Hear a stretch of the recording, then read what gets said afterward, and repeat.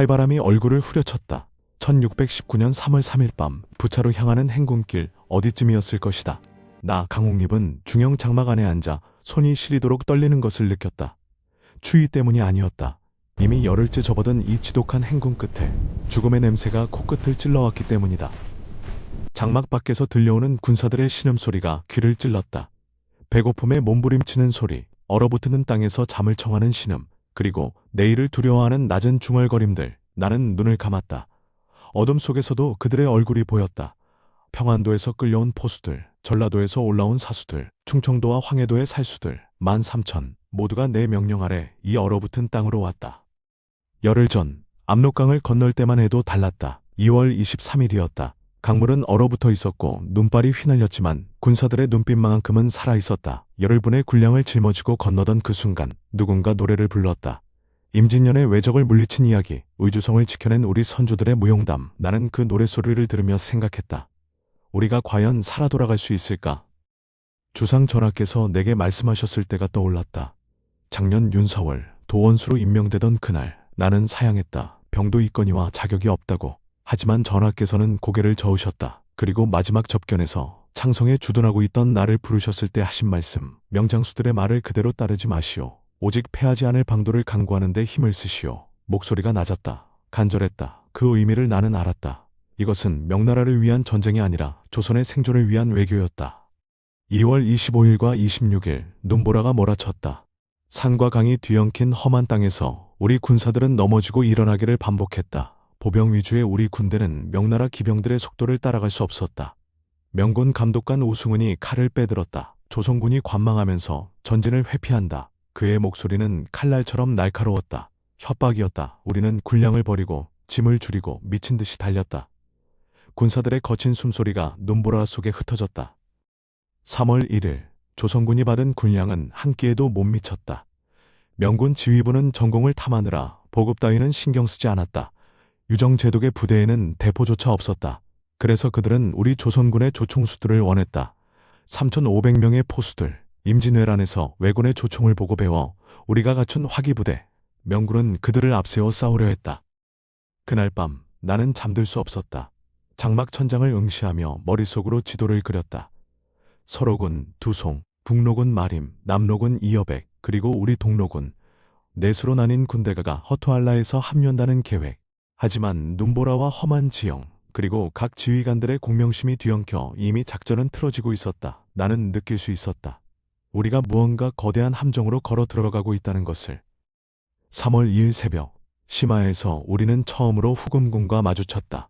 600여 명의 기병이 아침 안개를 뚫고 달려왔다. 포수들 앞으로. 내 목소리가 찢어질 듯 울렸다. 탕탕탕. 조총 소리가 계곡을 울렸다. 화약 연기가 피어오르고 말들이 비명을 지르며 쓰러졌다. 후금 기병들이 혼란에 빠졌다. 그들은 꽁무니를 빼고 달아났다. 승리였다. 군사들이 환호했다. 하지만 나는 웃을 수 없었다. 너무 쉬웠다. 600의 기병이 13,000의 군대를 상대로 정면 돌격을 시도한다는 것 자체가 이상했다. 이것은 시험이었다. 우리의 화력을 가늠하기 위한, 우리의 위치를 파악하기 위한. 나는 주변을 둘러보았다. 산과 숲, 그리고 끝없이 펼쳐진 눈 덮인 평원. 어디선가 그들이 지켜보고 있을 것이다. 그날 오후 군사들은 굶주림에 허덕였다. 마을을 뒤지며 곡식을 찾았지만 여진 부락들은 이미 텅 비어 있었다. 후금군이 미리 주민들을 소개시킨 것이다. 누르하치. 그는 우리가 오는 것을 알고 있었다. 언제부터였을까? 아마도 우리가 압록강을 건너기 전부터. 밤이 깊어갔다. 장막 안에서 부원수 김경서와 마주 앉았다. 촛불이 흔들리며 그의 얼굴에 그림자를 드리웠다. 내일은 부차에 도착하게 될 것입니다. 김경서의 목소리가 낮았다. 명군 선봉이 앞서가고 있습니다. 우리는 뒤따르는 형국입니다. 나는 고개를 끄덕였다. 뒤따른다. 언제나 우리는 뒤따랐다. 명나라의 뜻을, 그들의 작전을, 그들의 욕심을. 도원수께서는 어찌 생각하십니까? 김경서가 물었다. 나는 한참을 침묵했다. 대답할 수 없었다. 전하의 밀지는 명확했지만 그 실행은 피로 얼룩진 것이었다. 형세를 보아 처신하라. 하지만 지금 이 순간 13,000 군사의 목숨이 내 손에 달려있다. 내일을 보아야 합니다. 내가 겨우 입을 열었다. 내일을. 3월 3일 밤은 더욱 추웠다. 바람이 장막을 흔들었다. 나는 갑옷을 입은 채 누웠다. 두정갑의 차가운 느낌이 몸에 전해졌다. 황동못으로 박힌 미늘들이 목면 안쪽에서 삐걱거렸다.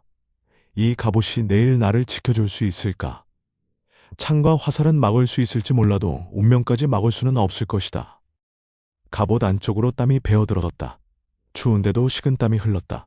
손으로 갑옷 위를 쓸어보았다. 표면이 거칠었다. 수많은 미늘들이 촘촘히 박혀 있었다.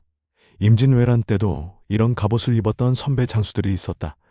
그들은 살아 돌아왔을까? 아니면 이국 땅에서 뼈를 묻었을까? 장막 밖에서 말 우는 소리가 들렸다.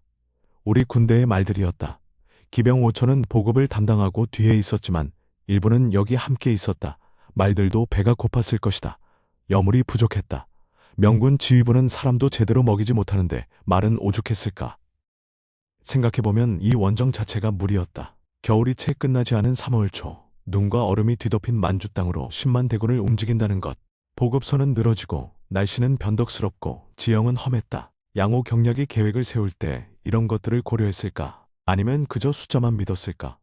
10만이면 이긴다고. 하지만 전쟁은 숫자만으로 되는 것이 아니었다. 나는 일어나 앉았다. 잠이 오지 않았다. 촛불을 켰다. 흔들리는 불빛 아래 지도를 펼쳤다. 손으로 그린 거친 지도였지만 대략적인 위치는 알 수 있었다. 우리가 있는 곳, 시마를 지나 부차로 향하는 길, 그리고 허투알라까지의 거리. 서로군 두송은 이미 사르후에서 전멸했다.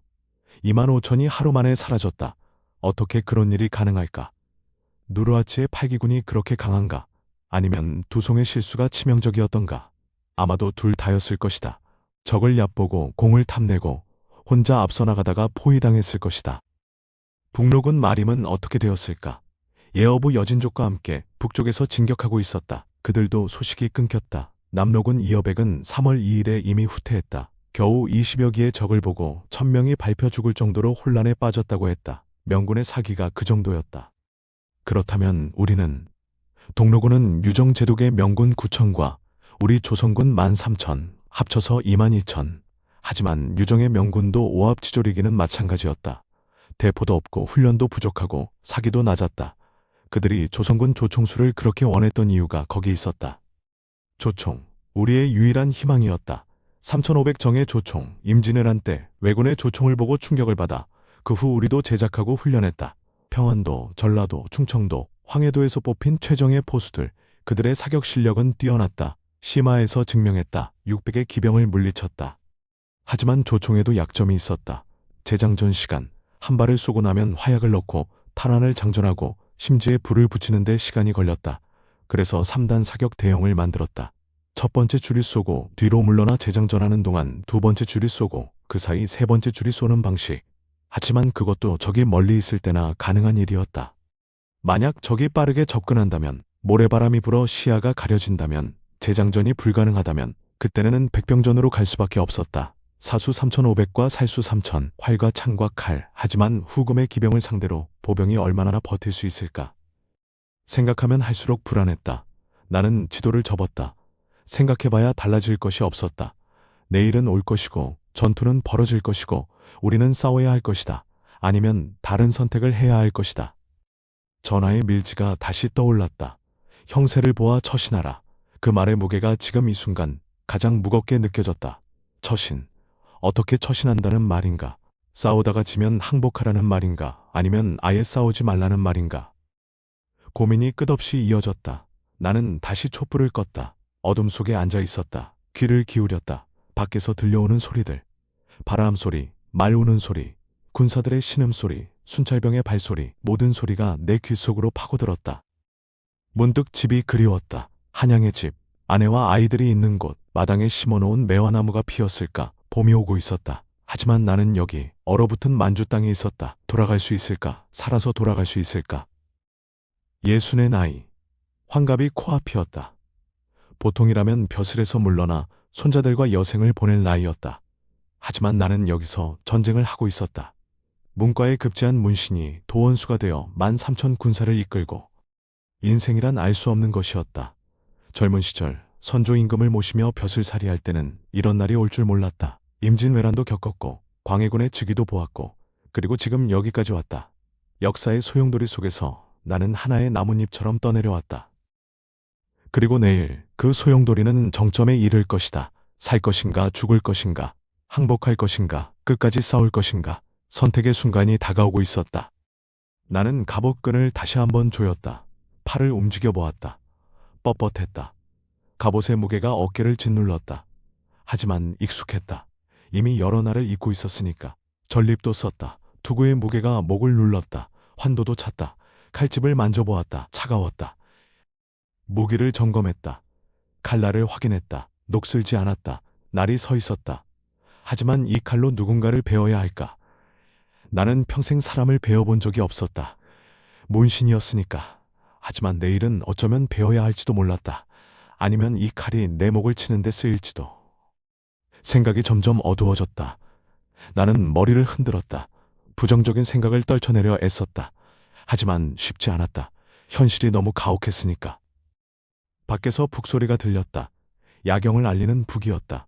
밤이 깊어가고 있었다. 시간이 흘렀다. 새벽이 다가왔다. 그리고 운명의 날도. 밖에서 순찰병들의 발소리가 다 들렸다. 규칙적인 발걸음. 그들도 잠들지 못하고 있었다. 어둠 속에서 누군가 흐느끼는 소리가 들렸다. 어린 군졸이었을 것이다. 19이나 20. 집에는 어머니가 계실 것이고 아직 장가도 들지 못했을 것이다. 내 가슴이 무너졌다. 나는 이들을 죽음으로 이끌고 있는가? 잠깐 눈을 붙였는지 꿈을 꾸었다. 압록강이 나타났다. 하지만 그 강물은 피로 물들어 있었고 건너편에서 수많은 얼굴들이 나를 바라보고 있었다. 아직 죽지 않은 얼굴들, 내일이면 죽을 얼굴들. 나는 비명을 지르며 깨어났다. 등에서 식은땀이 흘렀다. 새벽 4시쯤이었을 것이다. 동이 트기 시작했다. 회색빛 하늘이 천천히 밝아왔다. 나는 일어나 갑옷끈을 다시 조였다. 전립을 썼다. 환도를 찼다. 거울 같은 얼음 조각에 비친 내 얼굴은 창백했다. 60살. 이제 환갑에 가까운 나이에 전장에 서 있다. 문과에 급제하여 벼슬살이를 하던 문신이 도원수가 되어 이곳에 와 있다. 기상, 나팔 소리가 울렸다. 군사들이 일어났다. 그들의 얼굴에는 피로가 가득했다. 하지만 그들은 움직였다. 갑옷을 입고 무기를 챙기고 대오를 정비했다. 조총수들은 화약과 탄환을 확인했다. 사수들은 화살을 세웠다. 살수들은 창과 검을 갈았다. 아침을 거르고 우리는 출발했다. 부차를 향해. 명군 선봉이 앞서가고 우리는 뒤를 따랐다. 행군은 느렸다. 배고픈 군사들의 발걸음이 무거웠다. 3월 4일 오전 우리는 부차 들판에 도착했다. 그리고 그때 전령이 달려왔다. 말에서 떨어질 듯 비틀거리며 피를 토하며 명군 선봉이 전멸했습니다. 그의 목소리가 떨렸다. 두송 장군의 서로군이 사로후에서 정군이 괴멸되었고 세상이 멈춘 듯했다. 명군 선봉 2만 5천이 전멸. 그 말의 의미가 천천히 뇌리를 파고들었다. 진영을 정비하라. 내가 소리쳤다. 적이 온다. 하지만 말이 끝나기도 전에 지평선 너머에서 검은 물결이 밀려왔다. 후금군이었다. 8기군 말발굽 소리가 대지를 흔들었다. 땅이 울었다. 하늘이 어두워졌다. 먼지와 눈가루가 하늘로 치솟았다. 포수들 전방 배치, 3단 사격 준비. 중군장 이계선이 외쳤다. 조총수들이 앞으로 나섰다. 3,500명의 화기부대. 그들이 일제히 조총을 들어올렸다. 나는 숨을 멈췄다. 적군이 다가왔다. 500보, 400보, 300보. 발사, 첫 번째 사격. 하늘이 찢어지는 소리, 연기가 전장을 뒤덮었다. 말들이 쓰러졌다. 기병들이 땅에 나뒹굴었다. 두 번째 열발사, 탕탕탕. 또다시 총성이 울렸다. 후금군이 흔들렸다. 잠깐이었지만 우리의 화력이 그들을 막았다. 하지만 그때였다. 바람이 바뀌었다. 갑자기 모래바람이 몰아쳤다. 황사였다. 3월 만주의 변덕스러운 날씨, 모래와 먼지가 우리 진영을 덮쳤다. 눈을 뜰 수 없었다. 입안에 모래가 들어왔다. 조총수들이 비틀거렸다. 재장전을 할 수 없었다. 바람에 날린 모래가 화약을 적셨다. 좌영 무너진다. 누군가 비명을 질렀다. 후금 기병이 모래바람을 뚫고 돌격해왔다. 김응하 장군이 이끄는 좌영 3480이 흔들렸다. 나는 보았다. 김응하가 말에서 내려 창을 휘두르는 것을. 그의 창이 적병의 가슴을 찔렀다. 하지만 적은 너무 많았다. 파도처럼 밀려왔다. 좌영을 구원하라. 우영장 이일원이 외쳤다. 우영 3370이 움직였다. 하지만 그들도 후금군의 포위망에 갇혔다. 말발굽에 짓밟히고 창에 찔리고 화살에 맞았다. 비명이 울렸다. 피가 눈 위를 붉게 물들였다. 나는 중형 740과 함께 있었다. 주변에서 전투가 벌어지고 있었다. 좌영이 무너졌다. 우영도 흔들렸다. 김응하 장군이 창에 찔린 채로도 계속 싸우는 모습이 보였다. 하지만 그마저도 결국 쓰러졌다. 3,000명 넘는 군사가 눈 위에 쓰러져 있었다. 바람이 내 얼굴을 때렸다. 모래가 눈물처럼 흘렀다. 아니, 그것은 정말 눈물이었을지도 몰랐다. 나는 무릎이 꺾이는 것을 느꼈다. 13,000 군사 중 3분의 2가 죽었다. 남은 것은 5,000도 되지 않았다. 그리고 적군은 여전히 우리를 포위하고 있었다. 그때 후금군 진영에서 사람이 나왔다. 깃발을 들고 천천히 걸어왔다. 항복을 권유하는 사신이었다. 나는 그의 얼굴을 보았다. 젊었다. 25쯤 되어 보였다. 그가 우리말로만 물었다. 왜 조선이 우리를 치러 왔습니까? 우리와 조선 사이에 무슨 원한이 있습니까? 나는 대답할 수 없었다. 목이 메었다. 이유를 설명할 수 없었다. 명나라의 요구, 제조지은, 외교적 의무, 그 모든 말들이 이 순간 죽어가는 군사들 앞에서 너무나 공허했다. 나는 그저 고개를 저었다. 우리는 부득이하게 왔소. 역관 하서국을 불렀다. 가서 전하시오. 우리 조선군은 임진년에 명나라가 우리를 도와준 은혜를 갚기 위해 어쩔 수 없이 이곳에 왔다고. 우리와 후금 사이에는 원한이 없다고. 뒤에서 김경서가 내 팔을 잡았다. 도원수, 아직 싸울 수 있습니다. 그의 목소리가 떨렸다. 나는 그의 손을 잡았다. 부원수, 이미 8,000명이 죽었소. 남은 군사들까지 죽일 수는 없소. 산 위를 바라보았다. 저 너머에 명군은 없었다. 유정제독도, 다른 원군도, 우리는 혼자였다. 처음부터 혼자였는지도 몰랐다. 사로군이 무너지고 북로군이 무너지고 이제 우리도 무너지고 있었다. 하늘을 올려다보았다. 회색빛 하늘이 끝없이 펼쳐져 있었다. 구름이 천천히 흘러갔다. 그 구름 너머 한양이 있을 것이다. 주상 전하가 계시고 신하들이 있고 백성들이 살아가는 곳, 나는 그곳으로 돌아갈 수 있을까? 아니, 돌아간다 한들 어떤 얼굴로 서 있을 수 있을까? 항복을 받아들이겠소. 내 목소리가 나왔다. 작았다. 떨렸다. 하지만 확고했다. 김경서가 놀란 듯 나를 바라보았다. 주변의 장졸들도 고개를 돌렸다. 살아남아야 하오. 이들을 살려야 하오. 후금 사신이 다가왔다. 나는 칼을 풀었다. 환도가 눈 위에 떨어졌다. 둔탁한 소리가 났다. 그 소리가 내 심장을 찔렀다. 나는 무릎을 꿇었다. 차가운 눈이 바지를 적셨다. 주변의 군사들도 하나둘 무기를 내려놓았다. 울음소리가 터져나왔다. 장정들이 소리내어 울었다. 나도 울고 싶었다. 하지만 참았다. 도원수가 우는 모습을 보여줄 수는 없었다. 후금군이 다가왔다. 그들의 얼굴을 보았다. 젊었다. 강했다. 그리고 이상하게도 저기가 없어 보였다. 우리를 묶지 않았다. 무기만 거두어갔다. 한 장수가 내게 다가와 말했다. 칸께서 조선군을 존중하라 하셨소. 부득이 온 것을 아신다 하셨소.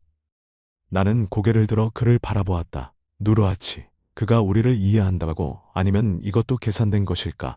조선을 회유하기 위한 또 다른 외교술일까? 하지만 이 순간 그것이 무슨 상관이랴. 살아남은 군사들이 있다. 그것만으로도 의미가 있었다. 해가 기울었다. 전장에는 시신들이 널려 있었다. 눈 위에 핏자국, 부러진 창, 흩어진 화살, 그리고 울음소리. 나는 그 광경을 눈에 담았다. 잊지 않기 위해서, 이것을 기억하기 위해서. 밤이 되었다. 포로가 된 우리는 후금군 진영 한쪽에 모여 있었다. 추웠다. 하지만 불을 피워주었다. 음식도 주었다. 군사들이 굶주린 배를 채웠다. 나는 먹을 수 없었다. 목구멍으로 넘어가지 않았다. 김경서가 내 옆에 앉았다. 한참을 침묵하다가 그가 물었다. 도원수, 우리가 잘한 것입니까? 나는 대답하지 못했다. 잘한 것인지 잘못한 것인지 누가 판단할 수 있을까? 역사가 판단할 것이다. 하지만 그 역사 속에서 나는 어떤 이름으로 기록될까? 별이 떴다. 만주의 밤하늘은 깊었다. 별들이 박혀있는 하늘을 보며 생각했다. 저 별들도 우리를 보고 있을까? 인간들의 어리석음을, 전쟁의 참혹함을, 선택의 고통을. 내일이면 심양으로 끌려갈 것이다. 그곳에서 누르하치를 만나게 될 것이다. 그리고 언젠가 아마도 먼 훗날 조선으로 돌아갈 수 있을지도 모른다. 하지만 그때 나는 무엇이 되어 있을까?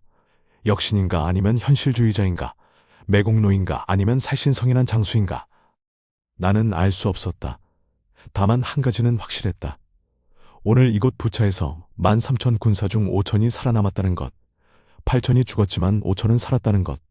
그것이 옳은 선택이었는지는 모르겠지만 나는 그 선택을 했다. 불꽃이 타올랐다.